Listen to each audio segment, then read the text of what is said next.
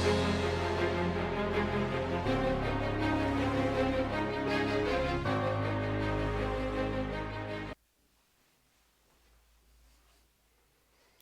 back friends. So we are now doing next class episode number 14 on coordinate geometry. तो practice paper 2 हमारा पूरा हो गया था पिछली क्लास में और आज हम करेंगे प्रैक्टिस पेपर 3। ये आपका आखिरी प्रैक्टिस पेपर है कोऑर्डिनेट ज्योमेट्री का। तो बिना और समय गवाए हम शुरू करते हैं आज की class episode number 14 question number 1 practice paper 3। तो पहला क्वेश्चन आपका है find K so that the lines are at right angles and also find whether the lines are intersecting or not। Okay तो आपके पास दो लाइनें दी हुई हैं, तो मैं ना अभी उनको इंटरसेक्टिंग लाइन्स ही बना देता हूँ। प्रैक्टिस पेपर 2 में ना एलिमेंट्री क्वेश्चन से कोऑर्डिनेट ज्योमेट्री स्ट्रेट लाइन के, अब थोड़े एडवांस क्वेश्चन है। मेरे पास दो लाइनें दी हुई हैं।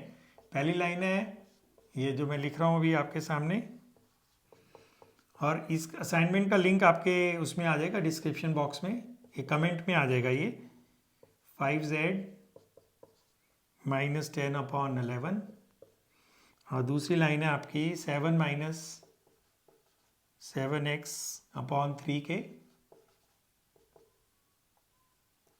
y minus 5/1 6 minus z/5। Okay तो पहली लाइन है 1 minus x/3 7y minus 14/2k and 5z minus 10/11। Second line है 7 minus 7x/3k y minus 5/1 and 6 minus z/5। Find K if the lines are at right angles as well as you have to find the point of intersection if the lines are intersecting। Also find whether the lines are intersecting or not। अगर intersecting है तो point of intersection नहीं मांगा, लेकिन हम वो भी निकाल लेंगे। तो अब शुरू करते हैं। सबसे पहले तो क्या ये लाइनें स्टैंडर्ड फॉर्म में हैं? नहीं है ना, क्योंकि x, y और z के कोफिशिएंट 1 होते हैं। तो इसको ना माइनस से ऊपर नीचे मल्टीप्लाई करेंगे तो ये ऐसे हो जाएगा। इसको 7 से डिवाइड करेंगे तो ये नीचे 2k/7 हो जाएगा और 14/7 2 हो जाएगा और यहाँ 7 कट जाएगा। इसको 5 से डिवाइड करेंगे तो 10/5 2 हो जाएगा और नीचे आ जाएगा 11/5। मैंने क्या किया है, न्यूमरेटर में हर टर्म को और डिनोमिनेटर में हर टर्म को 5 से डिवाइड कर दिया। 5/5 1 हो गया, z ऐसे ही रहेगा, 10/5 2 हो गया, 11/5 ऐसे यहाँ किया। अब देखिए स्टैंडर्ड फॉर्म में हो गया। इसको -1 से डिवाइड किया तो ये प्लस हो जाएगा, ये माइनस और ये भी माइनस। तो आप इस लाइन के ds क्या हैं, -2 2k/7 एंड 11/5। ऑलराइट, अब ये भी स्टैंडर्ड फॉर्म में नहीं है, पहले तो इसको माइनस से करो तो ये हो जाएगा 7x माइनस 7/3k। दूसरी वाली टर्म सही है, तीसरी वाले को भी माइनस से करो, हो गया। अब 7 से भी डिवाइड करो तो यहाँ कट जाएगा, यहाँ कट जाएगा और नीचे क्या आएगा 3k/7। बाकी दोनों टर्म्स तो हमारी तैयार बैठी हैं। अब हर टर्म का ऊपर x और y और z, x और y और z के कोफिशिएंट्स 1 होने चाहिए। तो अब इस लाइन के ds क्या है, 3k/7 1 एंड -5। अब आपको पता ही है, if two lines are at right angles sum of the product of the corresponding ds is 0, जिसको मैं मजाक में बोलता हूँ गाना गाइए। तो अगर दो लाइनें राइट एंगल पे हैं, एग्जाम में आप लिख देना since the lines are at right angles therefore. आप ये टेबल बना के fill in the blank structure बना के, पहले लाइन के ds क्या हैं -2, फिर 2k/7, फिर 11/5 और सेकेंड लाइन के ds क्या हैं 3k/7 1 एंड -5। अब इसको करेंगे तो ये आ गया -6। अब तो ये अलजेब्रा है ना, -6/7 2 और ये 1 था ना, तो ये 2k/7 आएगा और ये कितना हो गया लास्ट वाला, ये 11/5 था तो -55/5। अरे ये तो कट जाएगा, तो हम इसको लिखेंगे -11। ठीक है, अब ये -6 के दोनों के डिनोमिनेटर सेम है तो ये हो जाएगा -4k/7 और ये उधर जाके 11 हो जाएगा। ठीक हो गया, -6 + 2 -4 हो गया ना। अब आपका क्या होगा, k कितना हो जाएगा, उधर जाके माइनस उधर चला जाएगा, क्रॉस मल्टीप्लाई करके k की वैल्यू आ गई -77/4। I hope there is no mistake in calculations. तो अगर कुछ होगा तो मेरे को जरूर कमेंट में बताइएगा। तो k की वैल्यू आपकी आ गई है। अब हमें पता करना है वेदर द लाइन्स इंटरसेक्ट और not. So how do you find the point of intersection of two lines. अगर वो पूछते हैं ना लाइन्स इंटरसेक्ट करती हैं या नहीं करती हैं, तो हम पॉइंट ऑफ इंटरसेक्शन निकालने वाला ही प्रोसीजर करेंगे और उसी से हमें पता लगेगा कि लाइन्स इंटरसेक्ट करती हैं या नहीं करती हैं। तो अभी हम क्या करते हैं कि ये वाला काम तो हो गया, ठीक है। अब हमारी लाइन की इक्वेशन को ठीक करना पड़ेगा यहाँ पे, ऑलराइट। तो इसको यहाँ मिटा देता हूँ क्योंकि अब मेरे को पॉइंट ऑफ इंटरसेक्शन निकालने के लिए लाइंस चाहिएंगी। ये देखिए, अब के क्या था, -77/4, -77/4 और एक 1/7 ऑलरेडी था। ये देखो मैंने यहाँ डाला है 2k, 2 इंटू -77/4/7 z-2/11/5, ये मेरी पहली लाइन थी। ओके, अब यहाँ ना ब्लैक बोर्ड पे खैर इसको मिटा देते हैं। हमारी दूसरी लाइन ये थी ना, ये वाली को रखते हैं अभी हम। ओके, तो अब ये क्या बना, ये 7 से कट गया 11 और ये कट गया 2, तो ये बना x - 1/-2 y - 2 अपॉन, ये हो गया -11/2। 7 से 77 कटा 11, 4 और 2 कटा ये 2, माइनस ऐसे ही था और ये था z - 2 अपॉन 11/5। मैं सोच रहा हूँ क्या डी आर्स को 10 से मल्टीप्लाई कर दिया जाए तो ये फ्रैक्शंस हट जाएंगे। तो ये क्या बनेगा, अगर मैं 10 से मल्टीप्लाई करूँगा, 10 से करूँगा तो ये -20 हो जाएगा। इसको 10 से करूँगा तो क्या हो जाएगा, ये बोलो बोलो, 10 से करूँगा 5 तो ये -55 हो जाएगा। और इसको 10 से करूँगा तो यहाँ 2 बचेगा और ये 22 हो जाएगा। तो ये लाइन थोड़ा सा देखने में ठीक लग रही है, लेकिन नंबर्स हमारे बड़े बड़े हो गए हैं, लेकिन फ्रैक्शन हट गया है। तो मेरे को अभी भी डाउट हो रहा है कोई कैलकुलेशन मिस्टेक तो नहीं हुई है कि के की वैल्यू हमारी -77/4 ना आ रही हो, कुछ और आ रही हो, लेकिन अब उसको पीछे चेक करना मुश्किल है। अगर होगा तो इस क्वेश्चन को हम दोबारा देखेंगे। अब इस क्वेश्चन को में भी हम के की वैल्यू डाल देते हैं। तो के की वैल्यू थी हमारी -77/4 ना, मेरे को बहुत डाउट हो रहा है कि ये वैल्यू सही आ रही है नहीं आ रही है। -6k/7, 2k/7 एंड -11 उधर जाके +11 हो जाएगा, ये -4k हो जाएगा, 7, ये कहीं 7 कट जाता ना तो ये बहुत अच्छा होता, लेकिन अब ये नहीं कट रहा है। खैर, तो अब इसको हम मिटा देते हैं और ये सेकंड लाइन भी रेडी कर लेते हैं इधर से। के की वैल्यू क्या थी, -77/4, मैं यहाँ लिख देता हूँ, ठीक हो गया। अब इसको यहाँ से मिटा देता हूँ। अब मैं लाइन 2 यहाँ कर रहा हूँ, ठीक है।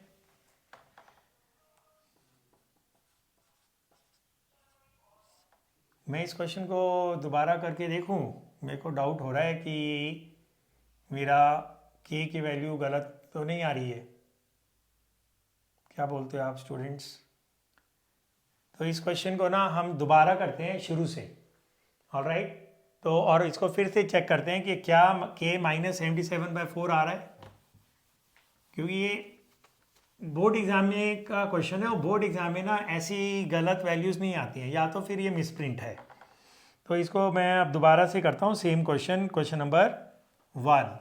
ओके, अभी मैं डायग्राम नहीं बना रहा हूँ, लाइन्स ही लिख रहा हूँ। 1 - x अपॉन 3 7y, इसमें ना मैं अब वो एलिमेंट्री स्टेप्स खा के लिखूँगा डायरेक्ट, ओके। और ये हो गया 5z - 10 अपॉन 11। इसको ऊपर नीचे माइनस से करना पड़ेगा, तो ये x - 1 अपॉन -3 हो जाएगा। ये 7 से डिवाइड होगा, y - 2 अपॉन 2k/7 हो जाएगा। और ये 5 से डिवाइड होगा, z - 2 11/5 हो जाएगा। तो इसके डी क्या है, -3 2k/7 एंड 11/5। ऑलराइट, दूसरी लाइन क्या है आपकी, ऐसे लिख देता हूँ। सेकेंड लाइन थी 7 - 7x/3k, y - 5 upon 1, 6 - z upon 5। Okay, आप पहले तो इसको माइनस से करेंगे और 7 से भी डिवाइड करेंगे, तो ये बन जाएगा x - 1 और नीचे आ जाएगा -3k/7। एक तो 7 से डिवाइड करेंगे और एक माइनस से भी। सेकंड वाला फ्रैक्शन आपका मस्त चल रहा है और ये भी माइनस से होगा। तो इस लाइन के डी क्या हो गए, -3k/7, 1 एंड -5।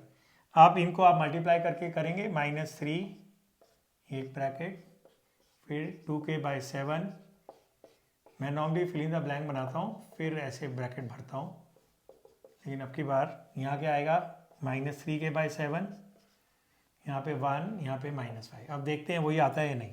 तो ये +9 के बाय 7 हो गया, मेरे को लग रहा है, देखो अब चेंज आ गया, +2 के बाय 7 हो गया, लेकिन और ये वहाँ चला गया, और ये इज इक्वल टू 11 हो गया, देखा 11 के by 7 is equal to 11, cut गया, के 7 आ गया। तो you see I made a mistake, तो I am not editing that part of my video. तो ये हम लोग के लिए लेसन हो गया कि अगर बोर्ड एग्जाम में आपके क्वेश्चंस हम कर रहे हैं, देखो क्लास वाले में तो कुछ भी हो सकता है, बोर्ड के एग्जाम्स में कैलकुलेशन से इतनी वियर्ड नहीं आती, तो that value of K was so weird, so there was some mistake. तो ये के की वैल्यू अब 7 है, दिस इज इंस्पायरिंग कॉन्फिडेंस। तो ये आप लोगों के लिए भी एक सबक है कि बोर्ड एग्जाम में अगर उल्टी सीधी वैल्यूज आती ना, के लैम्डा, समझो कि कुछ गड़बड़ हो रही है, उसको क्रॉस चेक करो। ठीक हो गया। अब हमारे लाइनों को हम फिर से ठीक से कर लेते हैं। तो ये हमारी लाइन थी पहली वाली, इसमें हम के को 7 डाल देते हैं, देखो कितनी सुंदर हो जाएगी ये लाइन। यहीं से मैं इसको ना ठीक कर देता हूँ। आप ये सेकंड पार्ट है, आप पॉज करके लिख लीजिएगा। तो लाइन क्या बनी हमारी, x - 1 अपॉन -3 y - 2 अपॉन, अब यहाँ के को 7 डाल देंगे ना, 7 और 7 कट जाएगा तो ये 2 बच जाएगा, और ये मेरा 11/5 है। ये मेरी हो गई पहली लाइन, ये मैं यहाँ से मिटा रहा हूँ क्योंकि अभी सेकंड पार्ट करने के लिए मेरे को डेटा चाहिए। ठीक है, अब इसमें भी के को डाल देते हैं 7। ठीक है, ये मेरी हो गई सेकंड लाइन। के को जब 7 डालूंगा तो ये 7 7 कट जाएगा, तो क्या बचेगा, x - 1 upon -3 y - 5 upon 1 z - 6 upon -5। ये बन गई मेरी सेकंड लाइन। ऑलराइट, अब मैं इस क्वेश्चन का सेकंड पार्ट करूंगा। तो अब मेरे पास दो लाइनें हो गई हैं, x - 1 अपॉन -3। तो अब मैं ये दोनों लाइनों को ना, एक को तो यहाँ लिख रहा हूँ, x - 1 upon -3 y - 2 upon 2 and z - 2 upon 11/5, और दूसरी लाइन ये हो गई है। अब इसको मैं मिटा के ना अब डायग्राम बना रहा हूँ। अब मेरा सेकंड पार्ट है to find the point of intersection of two lines. So that is also very standard theory. ठीक है, ये एक मेरी लाइन हो गई है। अब मैं डायग्राम बना रहा हूँ। आपको मैंने बताया था कि डायग्राम आपको बनाने बहुत ज़रूरी है। ये एक लाइन हो गई, ठीक है, ये लाइन ये हो गई और एक लाइन ये हो गई, ये इनकी इक्वेशंस हो गई, ये इनका पॉइंट ऑफ इंटरसेक्शन हो गया।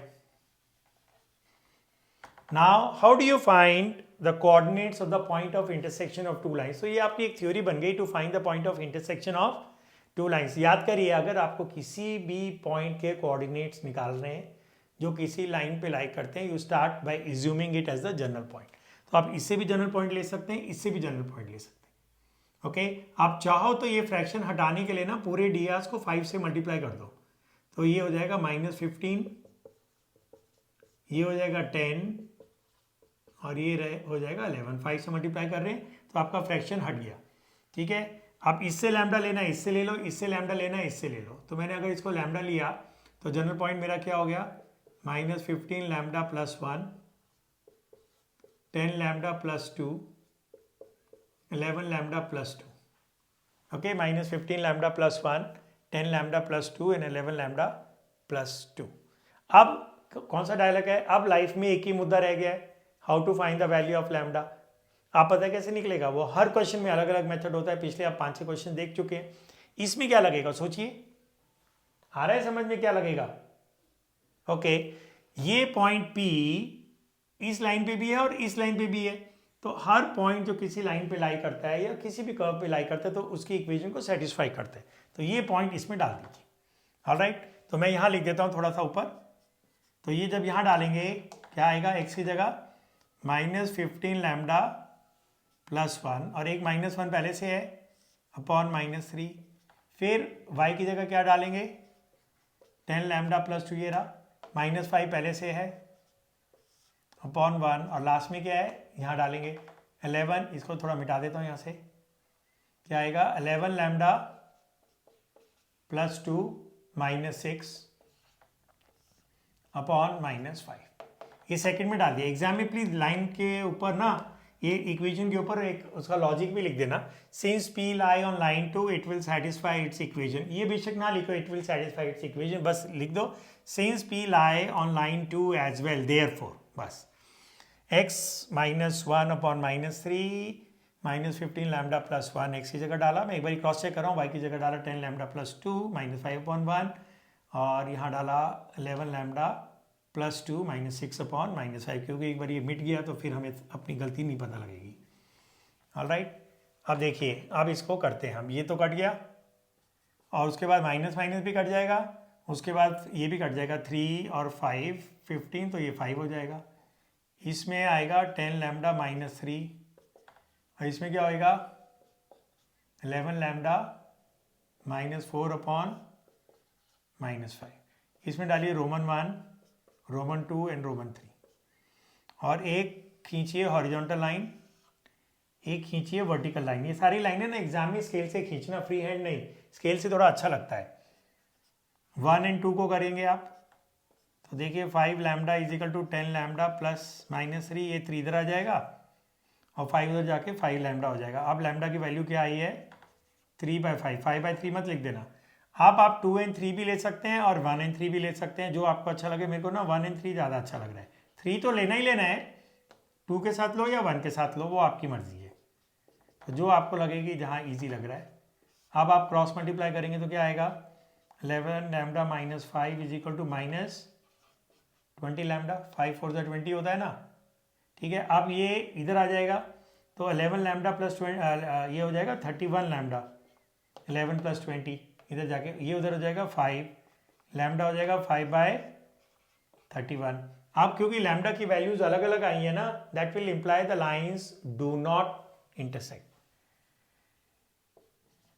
आप ऐसे एग्जाम में लिख सकते हैं different values of lambda implies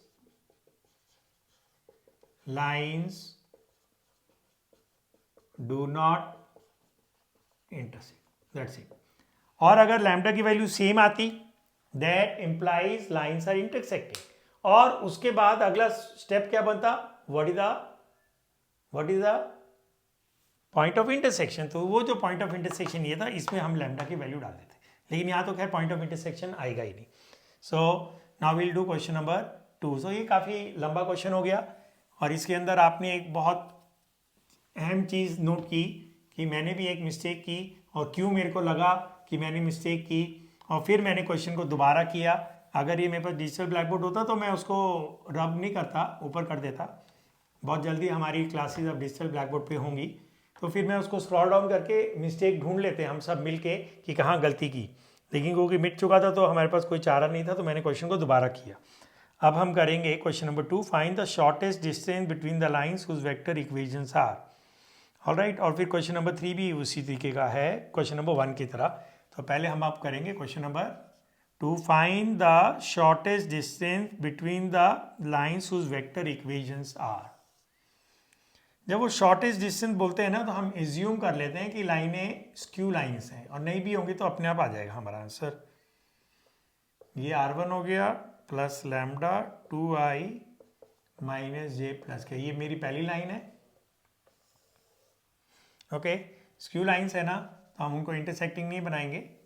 skew lines का डायग्राम ना, स्क्यू लाइन्स आपको याद है क्या है, non coplanar lines which are neither parallel nor intersecting. तो दूसरी लाइन दी हुई है 2i plus j minus k plus mu, यहाँ जगह नहीं है नीचे लिख देता हूँ, 3i minus 5j plus 2k।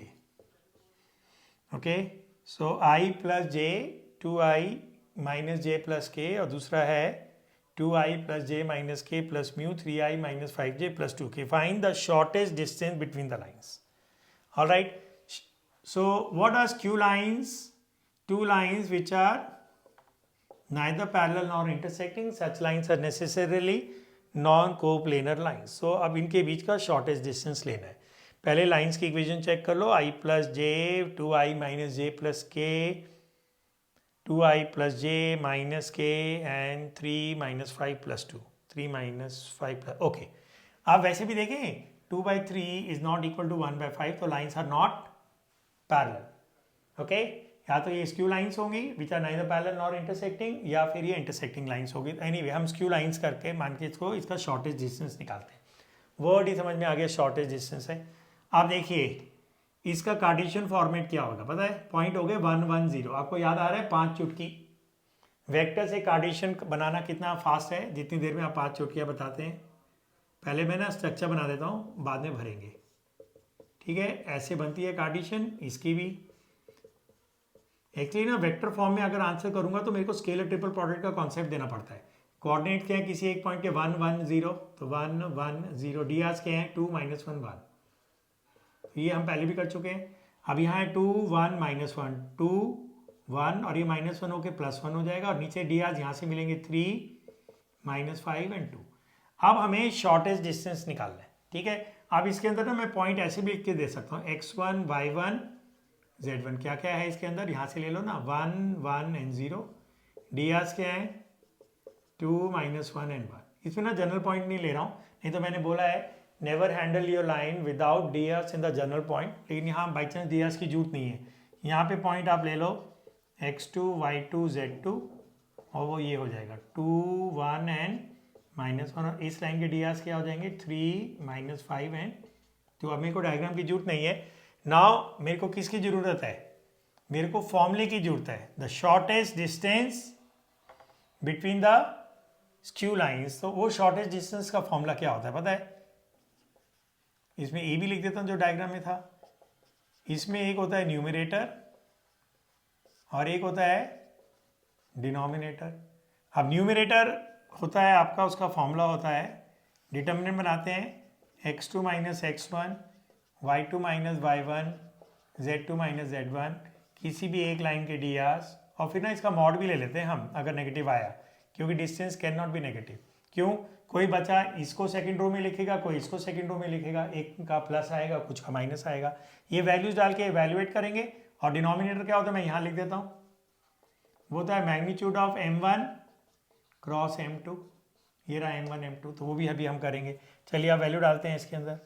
ये बहुत बड़े क्वेश्चन होते हैं, ये फुल 4 मार्क्स के क्वेश्चन हो गए। आप किसी को भी पहले ले लो, इसको ले लो 3, ये वाले पॉइंट ले लो 2 -1, मैं डायरेक्ट नहीं लिखता आपको समझाने के लिए। फिर ये रहा, लुक एट माई फिंगर है ना, 2 -1, ये रहा 1। फिर ये है ना पॉइंट, ये वाला नहीं, ये रहा 2 -1, फिर 1 -1, ठीक है, 1 -1, मैं बार बार फिंगर यहाँ जा रही है, 1 -1, फिर -1 -0। एक बारी फिर से देख लेते हैं, या यहाँ से देख लेते हैं 2 -1, ये ज़्यादा क्लियर लग रहा है मेरे को, 1 -1 एंड -1 -0। आप डी आर ले लो, ये रे 2 -1 and 1, 2 -1 and 1, 2 -1 and 1। एक्चुअली ना इसको कन्वर्ट करने की भी जरूरत नहीं थी, मैं यहीं से उठा लेता, तो ये वाला एफर्ट ना मेरे को वेस्ट लग रहा है अब। ओके, यहीं से डी आर मिल जाते तो इसकी जरूरत ही नहीं थी हमें। ये देखो, ये दोनों ब्रैकेट्स की जरूरत नहीं थी, हम डायरेक्टली यहीं से उठा लेते 3 -5 and 2। ऑलराइट, और m1 भी है मेरे पास यहाँ पे और m2 भी है, तो मैं ना m1 को मिटा रखता हूँ अभी, क्योंकि मेरे को जरूरत पड़ेगी कैलकुलेट करने के लिए। और ये मेरा m2 रहेगा, इसको भी मैं यहीं साइड में लिखे रहने देता हूँ, और ये मिटा देता हूँ यहाँ से। अगर आप नोट कर रहे हैं ना, तो आप दोबारा देख सकते हैं वीडियो को, या पॉज करके देख सकते हैं। अब इसको इवैल्यूएट करते हैं हम। 2 -1 1 हो जाएगा, ये 0 हो जाएगा, ये -1 हो जाएगा, और ये नंबर सब हमारे ऐसे ही हैं। और ये माइनस आएगा तो मैं मॉड भी लगा दूंगा, बता रहा हूँ।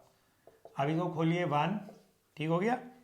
फिर ऐसे क्रॉस मल्टीप्लाई करते हैं, डिटरमिनेंट याद है ना आपको, -2 और ये +5 हो जाएगा। 1 लिखते हैं, पहले ऐसे मल्टीप्लाई करते हैं, और इस डायरेक्शन में एक माइनस को डालते हैं, ये -0 हो जाएगा, इसके आगे का कुछ लिखने की जरूरत नहीं है। फिर ये -1, फिर ये रो और ये कॉलम डिलीट होगा, ये -10 होगा, और ये +3 होगा। तो ये हम मान के चलते हैं कि इस समय डिटरमिनेंट आपको आता है। तो ये कितना हो गया 5 - 2, बोलो 3, और ये कितना हो गया -7, ये +7 हो जाएगा। तो ये तो आ गया 10। अगर माइनस आता तो मैं चुपचाप उसको +10 कर देता मॉड लगा के। 5 - 2 3, -10 + 3 -7, ये हो गया 10। अब हम, ये तो हमारा गया न्यूमरेटर। ऑलराइट, अब हम करेंगे m1 क्रॉस m2। ओके, वो याद है आपको, क्रॉस प्रोडक्ट ऑफ 2 वेक्टर्स? बोलो जी। आपको एक डिटरमिनेंट बनाना है, पहली रो होगी i j k, दूसरी रो ये होगी 2, ये यहीं से उठा लो, ये रे 2 -1 1 and 3 -5 and 2, ये डी आर से ना सेकेंड रो थर्ड रो यहीं से उठा लो आप, वर्किंग रूल यही बन गया, बस इसकी जगह आई जे के डाल दो। अब इसको भी ओपन करो ऐसे करके, -2 + 5 फिर -j, फिर यहाँ से जगह 4, फिर -3, फिर +k, फिर -10 +3, तो ये हो जाएगा 5 में 3i, ये हो जाएगा +1j, ये हो जाएगा ओके। यहाँ तो अच्छा उसमें माइनस था ना, इसमें k है, तो ये हो गया आपका -7k। अब इसका मैग्नीट्यूड क्या होगा, square root of sum of squares of I J K coefficients, 3 का स्क्वायर, 1 का स्क्वायर -7 का स्क्वायर। 3 का स्क्वायर कितना हो गया 9, 1, 7 का स्क्वायर 49, 50 रूट ऑफ 59। तो शॉर्टेज डिस्टेंस आपका आंसर मैं लिख देता हूँ। शॉर्टेज डिस्टेंस शॉर्टकट में लिख रहा हूँ एच डी, न्यूमिनेटर 10 आया था, डिनोमिनेटर आया √59 और यूनिट्स लिख दिया। नहीं भी लिखोगे यूनिट्स तो चलेगा, लेकिन क्यों ना लिखें। तो ये आपका क्वेश्चन नंबर 2 हो गया है, find the shortest distance between two skew lines. So this is a very important question, it's a very standard question. इसी क्वेश्चन के आजू बाजू और 3-4 क्वेश्चन हमारे बुने जाएंगे। Alright, so I will clean the blackboard and then will start the next question, question number 3। ये एक आधे घंटे की क्लास के अंदर 4 न्यूमेरिकल 5 न्यूमेरिकल से ज़्यादा नहीं होंगे, क्योंकि ये थोड़ी सी क्वेश्चन बड़े हो गए। प्रैक्टिस पेपर 2 में क्वेश्चन छोटे थे तो हम थोड़ा जल्दी कर पाए थे, इसके अंदर इतने छोटे क्वेश्चन नहीं है। Determine whether the following pairs of lines intersect, तो ये वही क्वेश्चन हो गया जो अभी हम कर रहे थे। वो इस पेन का जो डायरेक्शन है ना, यहाँ पे भी दिया हुआ है, उल्टा है ये, तो ऐसे नॉर्मली चीज़ें आपकी, चलिए नहीं उल्टा सीधा छोड़िए, हम क्वेश्चन करते हैं। पेन उल्टा खुल रहा है सीधा खुल रहा है, उससे क्या करना है। ओके, अब determine whether the following pair of lines intersect. Okay, तो ये वही क्वेश्चन नंबर 1 हो गया। तो इसके अंदर वो कॉन्सेप्ट फिर से हमारा चलेगा,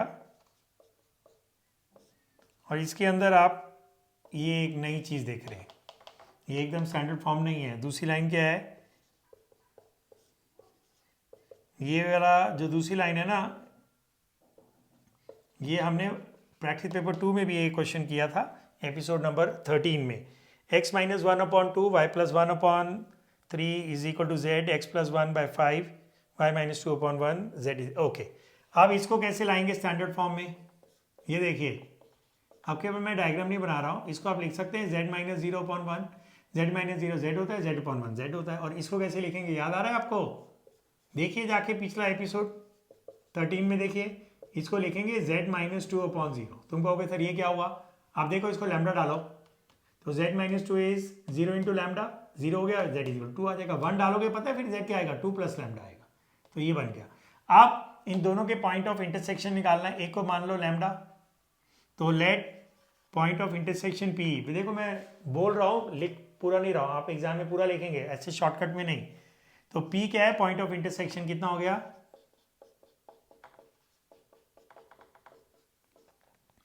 आप क्योंकि ये पॉइंट इस पे भी लाई करेगा तो उसको सेटिस्फाई करेगा, है ना। ये क्वेश्चन नंबर 1 से आप इसको कैरी फॉरवर्ड करेंगे तो आपको जल्दी समझ में आएगा। तो इसको आइसोलेशन में मत देखना, आप क्वेश्चन नंबर 1 से इसको आगे कैरी करना।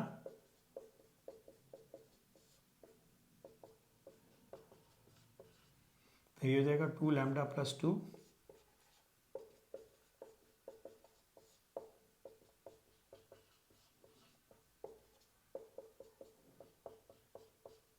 ठीक है, रोमन 1, 2 और 3। याद करिए अपना क्वेश्चन नंबर 1 का सोल्यूशन निकालिए। 2 लैम्डा + 5/5 = 3 लैम्डा माइनस, अब इसको ना क्रॉस मल्टीप्लाई करके ब्रैकेट खोल देना, ये 15 लैम्डा - 15 हो जाएगा, ये हो जाएगा 2 लैम्डा + 5, इधर जाके कितना हो जाएगा 15 लैम्डा - 2 लैम्डा, 13 लैम्डा हो जाएगा, 15 - 2 13, और उधर जाके ये कितना हो जाएगा, लो जी, ये भी वैसा ही क्वेश्चन बन गया कि जिसके अंदर लैम्डा की वैल्यू हमारी बहुत गंदी आ गई है। सो 15 लैम्डा - 2 लैम्डा, 13 लैम्डा, और ये उधर जाके हो गया। अब हम क्या कर लेते हैं, 1 और 2 और 3 ले लेते हैं। 3 लैम्डा - 3/1 अब इसको क्रॉस मल्टीप्लाई करिए, lambda minus 2 is equal to 0 lambda. So different values of lambda implies that the lines are not intersecting, but I'll quickly revise with you and check whether we have made any mistake or not. X minus 1 upon 2, y plus 1 upon 3. पहले तो मैं question check कर रहा हूँ z को लिख सकते हैं z माइनस 0 अपॉन 1. अब दूसरा क्वेश्चन चेक कर रहा हूँ, दूसरी इक्वेशन चेक कर रहा हूँ, x plus 1 upon 5, y minus 2 upon 1, comma z is equal to 2, comma z is equal to 2 को हम लिखेंगे z माइनस 2 अपॉन 0. ठीक हो गया, ये भी सही है. ये लाइन भी z माइनस 0 z होता है, z अपॉन 1 z होता है, इसको लैम्डा डाला तो 2 लैम्डा प्लस 1 x होगा, 3 लैम्डा माइनस 1 y होगा और लैम्डा आपका z होगा, ये यहाँ डल जाएगा. 2 lambda plus 1 that is 2 lambda plus 2.5. नीचे के नंबर्स ठीक है. 3 लैम्डा माइनस 1 माइनस 2 करेंगे तो माइनस 3 हो जाएगा, फिर लैम्डा माइनस 2 अपॉन 0 हो जाएगा, फिर ये 2 लैम्डा, देखा, 2 लैम्डा प्लस 2. मैं आजकल मिस्टेक बहुत ज़्यादा कर रहा हूँ, तो ये हो जाएगा 2 लैम्डा प्लस 2, लेकिन उससे हमारा कुछ फ़र्क पड़ रहा है. 13 लैम्डा, फ़र्क तो कुछ भी नहीं पड़ रहा है यार, ये 17 हो गया, कुछ अभी भी गड़बड़ है. 2 लैम्डा प्लस 2, 3 लैम्डा माइनस 3. अब इसको क्रॉस मल्टीप्लाई करेंगे, 5 लैम्डा हो गया. अरे 2 लैम्डा प्लस 2 की बजाय ना 2 लैम्डा माइनस 2 होता तो उधर जाके माइनस 2 नहीं, ये उधर जाके माइनस होना चाहिए था, अभी ये तो प्लस ही हो रहे हैं. So 2 lambda plus 2 upon 5 is equal to 3 lambda minus 3 upon 1. Cross multiply किया, 15 लैम्डा 15, 2 लैम्डा प्लस 2 उधर जाके 15 लैम्डा माइनस 2 लैम्डा 13 लैम्डा हो गया, और ये हो जाएगा, हमारे आंसर में कोई फ़र्क नहीं पड़ रहा, ये हो जाएगा 17 अपॉन 13 और 3 लैम्डा माइनस. तो अब आंसर वही रहेगा इसका. Different value of lambda implies that the lines are not intersecting. So I hope my calculation now is finally correct. मैंने यहाँ 2 लैम्डा प्लस 2 की जगह यहाँ 2 लैम्डा प्लस 5 लिख दिया था जब मैं रोमन 1 एंड 2 को कंपेयर कर रहा था. बाकी कॉन्सेप्चुअली कोई मिस्टेक नहीं है. अब दो क्वेश्चन नंबर 4 करते हैं. Find the shortest distance between the lines. All right, लेकिन ना यहाँ लाइन्स अब डिफरेंट फॉर्मेट में दिए हैं, so they are not in the standard form what we are used to it. So this question is again big. Question number 4. आपको ना 2 लाइनें दी है, मैं अभी डायग्राम नहीं बना रहा हूँ, वैसे तो आपको मैंने बताया मैं हमेशा डायग्राम बनाता हूँ. क्वेश्चन नंबर 4 में जो लाइन 1 है ना, उसको देखो आप जरा, बड़े अजीब ढंग से दी गई है. r is equal to 1 minus T I cap plus T minus 2 J cap plus 3 minus 2t K cap. दूसरी लाइन में बाद में लिखता हूँ. अब क्या ये आपको स्टैंडर्ड फॉर्म में दिख रही है? पता है वेक्टर का स्टैंडर्ड फॉर्म क्या था? एक ही तो हम पढ़ रहे हैं, r is equal to r1 plus lambda m. ये तो कहीं है ही नहीं, तो यहाँ ना लैम्डा की जगह t यूज़ किया, तो आप इसको स्टैंडर्ड फॉर्म में लाते हैं. देखिए, ब्रैकेट खोलो, i minus T I plus T J minus 2j plus 3k minus 2tk. अब इसको रीग्रुपिंग करो, i minus 2j plus 3k. देखा शेप आने लगी, प्लस t कॉमन लो तो यहाँ आ जाएगा माइनस आई कैप प्लस जे कैप माइनस 2k कैप. देखो जरा, ये टर्म यहाँ लिखी, फिर माइनस 2j यहाँ लिखा, प्लस 3k लिखा, फिर ये माइनस टी आई में से minus T plus T common लिया तो माइनस आई बचा, इसमें से t कॉमन लिया, प्लस j बचा, इसमें से t कॉमन लिया, माइनस. अब आगे ये स्टैंडर्ड फॉर्म है, ये हो गया r1, ये हो गया m1. ये जो लैम्डा था ना उसकी जगह t यूज हुआ है, उससे कोई फर्क नहीं पड़ता. t भी यूज होता है, म्यू भी यूज होता है, लैम्डा भी यूज होता है, ज़्यादातर लैम्डा होता है, फिर सेकेंड चॉइस म्यू होता है, अब की बार आपका t है. अब ये दूसरी लाइन में s है, r is equal to s plus 1 I cap plus 2s minus 1 J cap minus 2s plus 1 K cap. अब इसमें ब्रैकेट खोलो, i माइनस जे माइनस के तो आपका r1 हो गया, प्लस s, ये हो जाएगा i 2sj plus 2j minus 2s के s चला गया माइनस 2 के. अब तुमने देखा क्या किया, यहाँ मैंने पहले ये लाइन लिख के किया था, अब की बात मैंने ओरल कर दिया, जब आपको प्रैक्टिस ज़्यादा हो जाती है तो आप ओरल भी कर सकते हैं, लेकिन एक बार चेक कर लेते हैं। I minus J minus K S I two S J two S J minus two S K हो गया। अब आपकी ये दोनों लाइनें स्टैंडर्ड फॉर्म में आ गई हैं। अब इनको बोलता है find the shortest distance between the lines.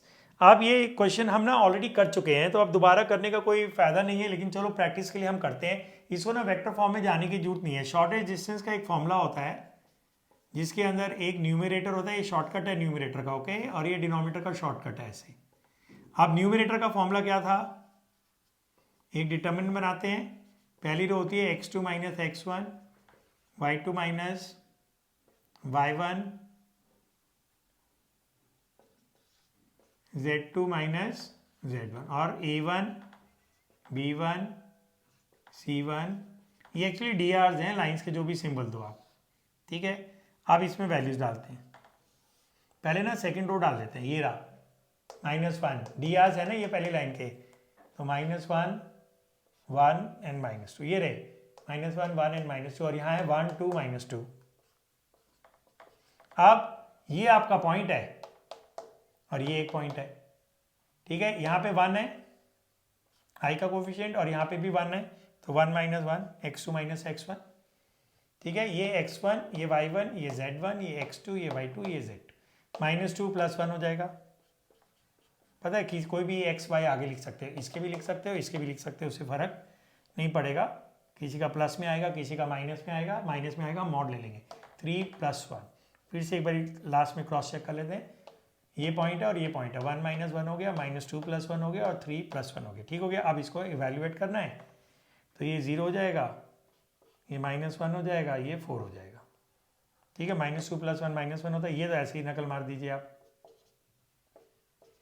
Okay. अब इसको आप एक्सपैंड करेंगे 0, मैं ये लिखने की जरूरत नहीं है, लेकिन किसी कारण से मैं लिख रहा हूँ, +4, ये आता है आपको लिखना ना, -2 ऐसे एक प्लस आप माइनस को डालेंगे, फिर ये माइनस यहाँ +1 हो जाएगा, फिर ये डालेंगे 2 हो जाएगा,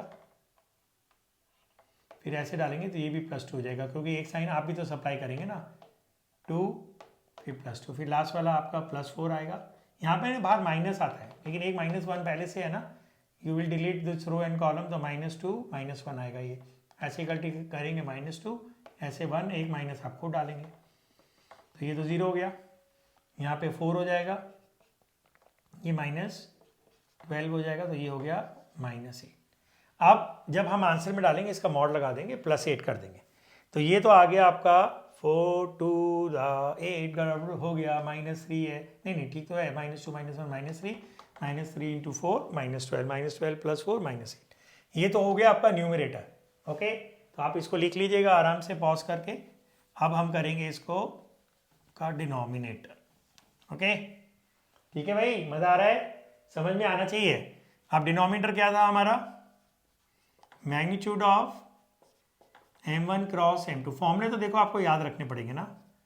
अब m1 क्रॉस m2 क्या होता है, यहाँ डालेंगे i j n k, और ये वाली रो ले लेंगे, ये वाली ना, -1 1 एंड -2 एंड 1 2 एंड -2, ओके। अब इसको खोलेंगे, अब यहाँ पे यही आएगा। अब ये वाली कॉपी कर दो ना आप, इसलिए मैंने 0 में भी लिखा था, तो आपका टाइम बचेगा, ठीक है। फिर -j, फिर ये वाले नंबर कॉपी कर दो 2 + 2, वही सेम ही आएगा, देख लो यहाँ से 2 + 2, फिर +k, और फिर ये वाले नंबर कॉपी कर दो -2 -1, वही आएगा, आप देख लो -2 -1। अब ये कितना हो जाएगा, ये 2i हो जाएगा, ये -4j हो जाएगा, और ये -3k हो जाएगा। अब इसका मैग्नीट्यूड क्या होगा, i j और k के कोफिशिएंट्स को स्क्वायर करना है, इसका स्क्वायर 4, इसका 16, इसका 9, तो ये हो गया √29। शॉर्टेज डिस्टेंस नॉर्मली ऐसे ही आता है, तो आपका शॉर्टेज डिस्टेंस हो जाएगा 8, इसका ना माइनस हटा देंगे, ठीक है, अपॉन √29 यूनिट्स। तो कोई अगर कैलकुलेशन मिस्टेक होगी तो प्लीज़ लेट मी नो। अब हम करेंगे next question number 5, find the shortest distance between the lines. तो इसको तो हम नहीं करेंगे, तो क्वेश्चन नंबर 5 आप खुद करेंगे, जिनके पास असाइनमेंट नहीं है, तो मैं आपको ना इसको मिटा के क्वेश्चन नंबर 5 लिख देता हूँ, क्योंकि एग्जैक्टली सेम क्वेश्चन है, तो आप समझ लीजिए कि ये आपका प्रैक्टिस क्वेश्चन हो गया, आपका होमवर्क क्वेश्चन हो गया। क्योंकि आपके पास असाइनमेंट ना हो तो इसलिए मैं क्वेश्चन जरूर आपके लिए लिख लेता हूँ। क्वेश्चन है find the shortest distance between the lines. Lines हैं x minus 3/3, y minus 8/-1, z minus 3/1। इसमें कोई गड्ढा भी नहीं है, x y z के कोफिशिएंट्स 1 1 है। और दूसरी लाइन है x प्लस 3/-3, ये भी फ्रैक्शन सही है, ये भी फ्रैक्शन सही है और ये भी, तो ये बिल्कुल सही है। बस तो आप वही फॉर्मूला जो अभी अभी मैंने दिया था, न्यूमरेटर अपॉन डिनोमिनेटर, डिनोमिनेटर होगा magnitude of m1 cross m2, वो ये dr से निकलेगा। तो अब अपना ये क्वेश्चन आप खुद करेंगे।